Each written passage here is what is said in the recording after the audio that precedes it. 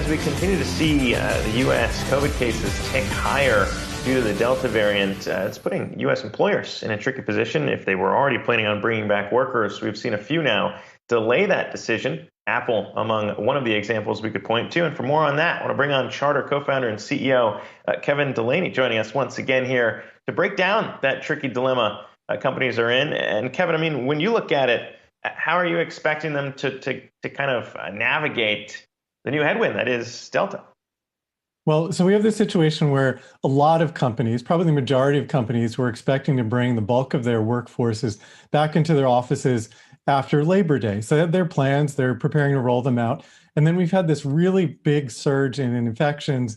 The case rates are increasing pretty dramatically, up over 100% over 2-week periods. And so they're having to reassess this. Do they bring people back into the office and actually have them start infecting each other? And they don't want to deal with that.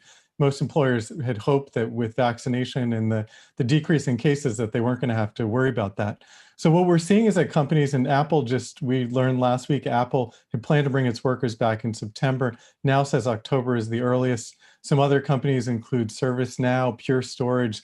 They're delaying the returns for their employers while they're seeing this play out, basically.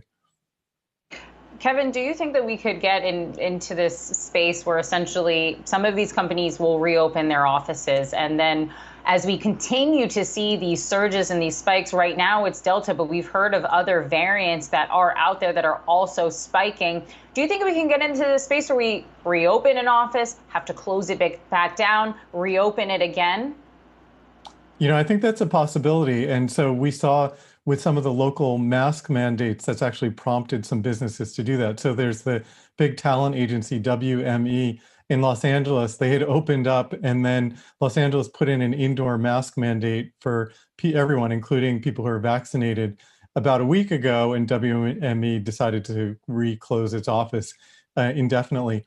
The thing that we're seeing in some places, and this is how Pure Storage is approaching it, is that they're opening their offices on a voluntary basis for people who are vaccinated. And my guess is that we see companies actually increasingly start to make that distinction between vaccinated people being allowed to come back and people who are not vaccinated having to wait, and particularly given the surge in Delta.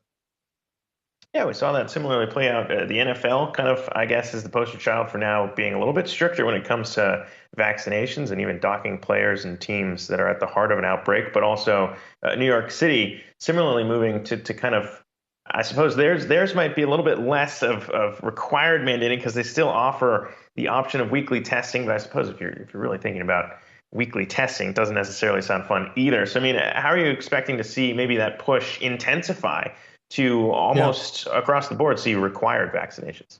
I think we're headed more in that direction, and New York is a good example. Mayor de Blasio on Friday said that he thought that businesses should do everything that they felt comfortable with in terms of mandating the vaccine. And so far, the courts are upholding the idea that employers can actually require employees to get vaccinated to come back. There have been a few cases, and so far the courts are upholding the ability of employers to do that. So I think de Blasio's comments, among other things, actually give employers increasing cover for actually requiring vaccines. And then we're starting to see some other measures that, short of requiring it, that are pretty strong incentives for people to actually get vaccinated. So there's one company in California, Emerald Packaging. They have September 1st, they give traditional wages. If you're vaccinated, you get a 3% raise on September 1st. If you're not vaccinated, you get a 1.5% raise on September 1st. And I think that, that's a step further than most companies have been willing to go to date. And I think we'll see more of that, even for companies that are not strictly requiring vaccination. All right, we'll definitely be keeping an eye on that as we see so many employers wanting to get their employees back into the office. Kevin Delaney, Charter co-founder and CEO, thank you so much for joining us.